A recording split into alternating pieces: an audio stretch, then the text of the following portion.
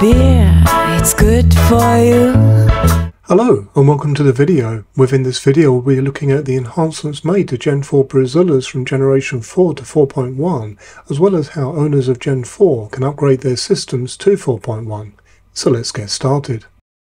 The first of the upgrades for both 35 litre and 65 litre units is this sight glass, which is shown on my 65 litre model. Naturally, this is very useful for seeing where you are volume-wise at a glance, and Keglan tell me that this is a very sought-after upgrade by users, so here it is. This sight glass is constructed from PPSU, which avoids the issues you could face with polycarbonate sight glasses, which include potential exposure to BPA. It is also extremely tough, unlike glass sight glasses, and naturally safer too. PPSU is highly chemically resistant, as well as being able to withstand temperatures that are hugely over boiling point, so as such the use of PPSU removes all of the concerns and issues that usually face users with brewing systems with sight glasses. If you are a Gen 4 owner looking to upgrade, then this next section will outline everything you need to know. This starts with a look at the parts that you will need to do this. I will show the Keglan part numbers on screen as we go, and I will also include them in this video's description. Firstly, here is the PPSU sight glass itself, which is part number KL33800. It is likely that you will need to cut the PPSU sight glass to size. This can be done with a hacksaw, but to cut this very cleanly I suggest using a mini tube and pipe cutter. Maybe you already have one. If not, then this is part number KL14557. Then there is the Brewzilla sight glass stainless steel connection kit, which comprises of a ball valve and elbow. This is part number KL33817. You will also need some Plumbers PTFE or Teflon tape. If you don't have this already, then this is also available from Keglan under part number KL10888. You might also want to grab a PPSU sight glass O-ring kit for spares, which is part number KL33824. Then lastly, you're going to want a sight glass graduation sticker, which is part number KL33770 for 35 litre models and part number KL33787 for 65 litre models. These are temperature tolerant and are happy at boiling temperature. Let's now go through the process step by step using the new parts to update your system to the sight glass. Firstly, we need to remove the two screws shown here that connect the cam lock and recirculation arm to the body of the Brewzilla. The fast and easy way to do this, as you can see me doing now, is with an electric drill, though a cross-edge screwdriver will also work. Then lastly, by hand, remove the screws and the camlock arms and put these into an empty cup or a plate or similar for safekeeping, as we will need these later. We then need to remove the nut at the bottom of the recirculation arm. You can start with an adjustable spanner and then remove the nut on the arm totally by hand. You should then unscrew the top camlock fitting from the top of the recirculation arm and add this to where you place the screws and camlock arms, as we will need all of these parts again shortly. You then need to flip the Brewzilla onto its top, revealing the bottom of the unit with focus on the same area where the recirculation goes into the Brewzilla at the bottom. Start by loosening the nut here and moving the clamp. You can then unscrew and then easily remove the old elbow. Naturally, it is then the reverse process to add the new elbow in place. There is no need to do the nut up tightly at this stage, as this can be done once the sight glass is in position if needed. Changing this all over is really fast and easy. Next, you want to add your PTFE tape in the same direction of your thread, which is clockwise, to your new valve, and then add your camlock fitting on the top. You do not need to super tighten this, just as tight as you can get it whilst having the correct orientation to place it back onto the Brewzilla's bracket. Next, you can add your sight glass into your new bottom elbow. Ensure that this is pushed in fully. You can then add your new valve with a camlock to the top of the sight glass, again being sure it's pushed in fully. Your sight glass is unlikely to be an exact fit unless you have the Brewzilla 100 litre model, so now you will need to see how much of the sight glass you will need to shave off to make it a perfect fit. Here you can see mine after some rounds with a mini pipe cutter. You can now add the valve or camlock back onto the sight glass and replace the camlock arms and screws, ensuring they are nice and tight.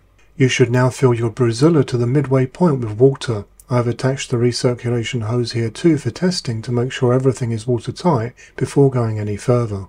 Once you are satisfied that you have no leaks, then you should add your graduation sticker, starting with the section that relates to your midway volume point, which in this case with the 65 litre Brewzilla that I'm doing this with is 20 litres. This is applied according to the top of the water that you see in your new sight glass. You can then remove the rest of the backing gradually and apply the rest of the sticker. Do not worry if you don't do this correctly totally the first time. You can actually easily remove it and reapply it again, and I speak from experience here. Once you have it the way you want it, then it is very easy to smooth out any uneven or bubbled areas with your fingers.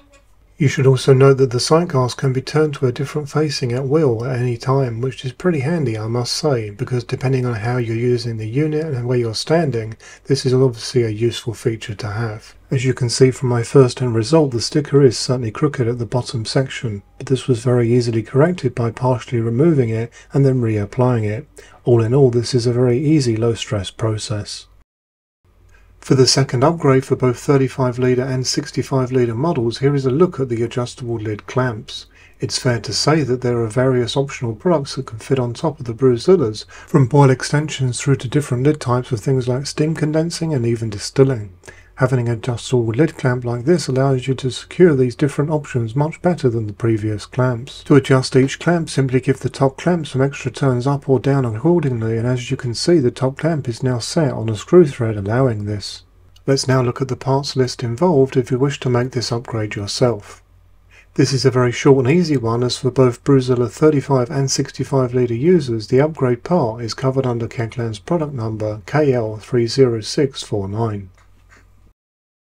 The process needed for a replacement here is very easy. To remove the previous lid clamps, you will need to use either bolt cutters or tin snips to remove the clamps in the areas shown on the left of the screen. You can then add the new clamps as shown on the right by adding the nut and bolt supplied with the new clamps. I don't actually have the tools needed for this just yet, but as you can see, it's a very nice simple process. The next upgrade is for a 25 watt pump. This is now standard for the 65 litre Brewzilla 4.1 systems as well as the 100 litre models, but can also be added as an upgrade to both Brewzilla 35 and 65 litre Brewzilla Gen 4 models. This pump has part number KL25126 in Europe, but for the correct part in other regions, please check with your Homebrew store for guidance. I actually made this upgrade to my Brewzilla 65 litre Gen 4 model some 6 months ago at the point of making this video, and will now share some of the content of a video that I released at that time that talks through everything you need to know about this upgrade, and also has a step-by-step guide on the removal of the 6 watt pump and the fitting of the new 25 watt pump. Here is the pump that is supplied by standard with the Brewzilla Generation 4 35 litre and 65 litre brewing systems. Like the vast majority of all-in-one brewing systems pumps, it offers 6 watts of power. Here is a side-by-side look alongside our upgrade pump, which is 25 watts. This is actually the pump that is standard with the 100 litre Brewzilla Gen 4 systems. So you can understand that if we replace a 6 watt pump with a 25 watt pump, then this is going to be a sizable upgrade in terms of power, but you may be wondering what this actually equates to in real terms of results, so let's now have a look at that. As you can see from the specifications, our original 6 watt pump has a maximum capacity of moving 12 litres of liquid per minute, whereas the upgrade 25 watt pump has a maximum capacity of 19 litres per minute. So in terms of your mash, you are potentially moving 7 litres of liquid per minute more than you were before the upgrade, which is rather a lot. You may feel that this presents an advantage, however your 6 watt original pump was already offering a good level of flow, in keeping with the volume that can flow through your grain bill within your malt pipe. By using a more powerful pump, you will need to regulate this extra power via the valve within your recirculation pipe to avoid overflow. However, there are some key advantage areas, as this extra speed will also mean a much faster transfer time to your fermenter, as long as you are using the pump to assist the transfer via the system's tap, or perhaps via a counterflow or plate chiller. Certainly having a shorter brew time will appeal to some brewers, I am sure. Also, if you are someone who uses a whirlpool arm during your brews, then apparently you will see a marked level of improvement to the end result. This will depend on the brewing system that you use though. For example, the Brewzilla Gen 4 systems enjoy the benefits of a bottom dead center drain, as well as a false bottom, negating the need for a whirlpool.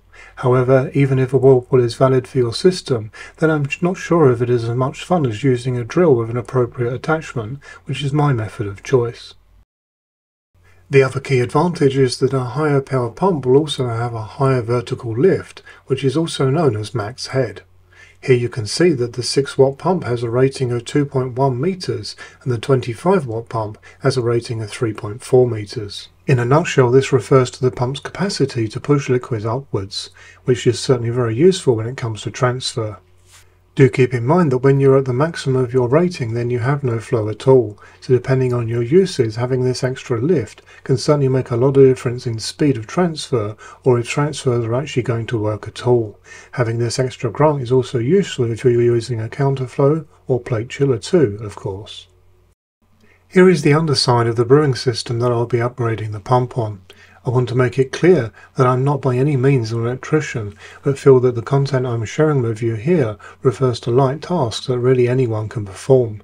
Ensure that the power lead is removed from the mains before you undertake these tasks, and accept before going any further that you will be performing this upgrade at your own risk entirely, and that I'm not going to take any responsibility for any damage you do to yourself or anything else for that matter. This is a Brewzilla Generation 4 65 litre system, and as you can see, Kekland have made it very easy to access the pump on this generation compared to Generation 3 and downwards, as well as many other all-in-one brewing systems. If you're performing this upgrade on the 35 litre Gen 4, then you will find that you have less space compared to what you see here, but it is still workable. Before you get started, make sure you have some suitable tools with you, and perhaps also a mobile phone or camera, in case you want to take photos for your own reference later, so that when you put it all back together again, it's back as it was except for the pump change. I suggest starting by removing the screws that hold your pump in place. You can expect 1 or 2 each side of the pump.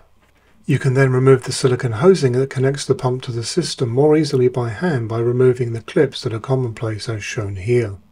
When you remove the lower hose, do not be surprised if you have a little liquid join the party. This is normal. Let's now remove from the electrical side. In the Brewzilla's case, these are protected within this box, and we will need to move all of the screws to get inside. With the lid now removed, we can now see all of the wiring, including the wiring that is coming into the box from the pump itself. For clarity, this is confirmed on screen now. By pulling back this cover, we can gain access to the terminals so that we can then remove the wiring from the pump. This starts in this case by clipping the ties holding the wiring together so that we can identify which wires relate to the pump. As you can imagine, this is a very easy process. There are 2 wires to remove from these terminals. These 2 wires are then unscrewed from their respective terminals. In this case, there are opposite ends of the connector block. There is also a 3rd wire coming from the pump to the body of the unit, which is the earth wire. This is also removed. To finish removing this wiring in this case, there are some plastic connectors to undo that secure the wiring onto the electrical box. You can then freely remove the wiring from the box totally and remove the pump fully too. All easy stuff for sure. Naturally, as you go through this removal process, make sure that you keep all of the screws and fittings, as you will need these for the replacement pump fitting later. So now we have the job of adding the upgrade pump and of course making sure that we put the right wires in the right places. However, this is generally made very easy, as the wiring will generally be at the length to suit when it comes to pumps for brewing systems when obtained from the company who makes the system. This is clearly seen when you compare both pumps and their wiring, as I'm showing on screen now. In this case, both pumps have short lengths that have a spade connector that can only fit into our nearest terminal on the board, which is our neutral. Then a longer length that has a circle connector that we know from removal is the earth connector that goes to the body. Then we have remaining 2 long lengths that have a spade connector which can reach the furthest terminal, which is for active, completing the wiring. To prepare your upgrade pump for fitting, be sure to add the plastic parts before you add the wiring into the box in the case of the Brewzilla. Other brewing systems will very likely have something similar. This is a simple case of slipping them onto the wires and then back onto the main cord itself. When fitting the replacement pump back into the system, I suggest that you start by adding the silicone hosing back first. Make sure this is well fitted, as adjustment at this point is easier. You can then add your wiring, in this case into an electronics box. On the Brewzilla Gen 4 units, this is also the time to add that plastic connector that will secure the wiring in the box. You can then add the 2 wires back onto your connector block and be sure to ensure they are connected securely and firmly. Then the earth wires can then be added back onto the body. I then did some finishing up and tidying up, and the wiring side was done, so I then added the cover back onto the electrics box. It was then just a case of screwing the pump to the underside of the brewing system to finish the installation. It is not often that I'm underneath my Brewzilla 65 litre, so I figured that while I was at it I would give it a quick clean up to finish the job properly. We are not quite done yet though, as it was then time to test the pump at first with just water and then give it a clean too. This does not need to be anything lengthy, but I would recommend that you add some cleaner to your system and do your usual cleaning step at 55 degrees Celsius, which is the equivalent of 131 degrees Fahrenheit. As you can see, there is no need to add much water for your testing or for your cleaning. Once you have finished the first cleaning step, then make sure you do the same with just heated water to remove all of the cleaner so that your system is ready for your next brew. So there you have it, a complete guide to the changes of Brewzilla 4.1 and instructions on how to upgrade from Brewzilla Gen 4. I hope you found this useful. Do let myself and the community know in the comments section of this video. I do hope that you found this video useful, informative and interesting. If so, why not consider liking and subscribing? For further support you can join the channel's Facebook group, and if you would like to support the channel then check out the channel's merchandise store, as all profits go back into the channel. Until next time, happy brewing!